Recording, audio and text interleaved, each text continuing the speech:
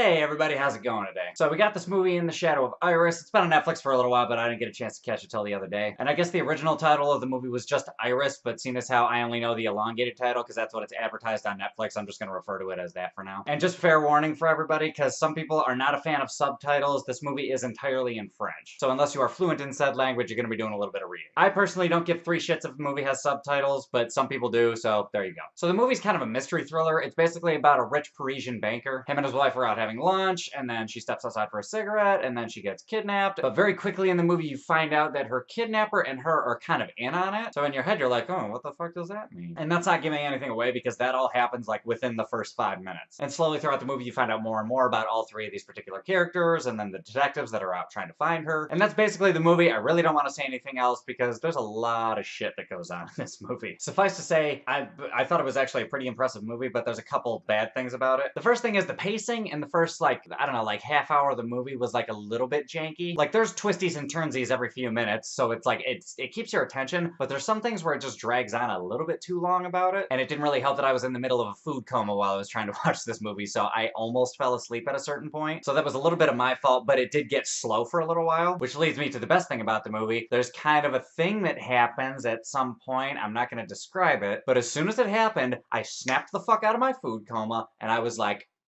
holy fucking shit. Turns into a whole different movie with a whole different set of circumstances. And at that point, suffice to say, all fucking hell breaks loose. And I was like glued to the screen. Like I was like on the edge of my seat. I'm just like, I need to see what's next. I just have to. Which the subtitles made it a little bit hard to follow at certain points, and that's the only other negative that I have, is that there's a few things that aren't fully explained and they're not 100% visually represented, so you kind of gotta like figure it out for yourself. But once you get it, you're kind of like back on track. But this movie's like such a maze, like occasionally you run into a dead end on accident. That's the best analogy I can come up with. So the pace was funky in the beginning, and then the later half, it gets a little bit hard to follow, but other than that, I was like thoroughly impressed with this movie. And one quick warning about some of the sexual content in the movie. If you're under the age of 18, I don't think I would recommend you watch this, because it might fuck you up a little bit. And when I say fuck you up a little bit, I mean like Eyes Wide Shut might fuck you up a little bit. Unless you're one of those people that's just really good at separating fiction from reality, then it's like whatever. I didn't give a shit because I'm like, well, it's part of the story. I'm still paying attention because I want to know what happens next. And the only person that you might recognize in the movie is Charlotte Le Bon, who is a goddess, I might add, and I've been a fan of her ever since I saw this little movie called Anthropoid that came out last year. It's a really sweet World War II movie. If you haven't seen it, check it out. And I can't 100% judge the acting because I don't know what perfect delivery in the French language is. I was fairly fluent in French at a certain point in my life, but it's kind of dwindled at this point. So I can't say whether the acting was like really, really perfect or not, but I can say that it fit the vibe of the movie. Like everybody was very understated with like hushed voices, and like everything just felt real low key intentionally. Like everybody had secrets, but only a couple have secrets that matter. But yeah, overall, I thought this movie was like